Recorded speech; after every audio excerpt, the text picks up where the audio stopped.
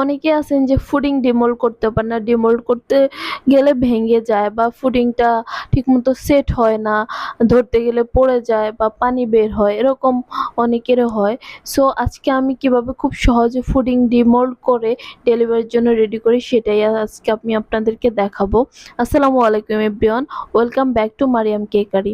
So এখানে দেখতে পাচ্ছেন আমার ফুডিংটা আমি এই যে কোনোভাবে এটাকে উপর করতেছি, নাড়াচ্ছি, ঘোরাচ্ছি, কোনোভাবেই ফুডিংটা কোনোভাবে সরে যাচ্ছে না।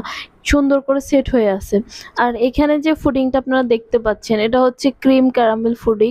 এটা দেখে বোঝা যাচ্ছে এটার কালারটা কতটা সুন্দর আসছে।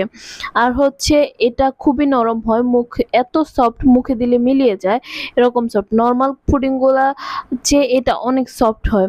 সো তারপরেও এটা কোনোভাবে নষ্ট হচ্ছে না। মানে খুব সুন্দরভাবে সেট হয়ে আছে। ফুডিং তৈরির ক্ষেত্রে ১ম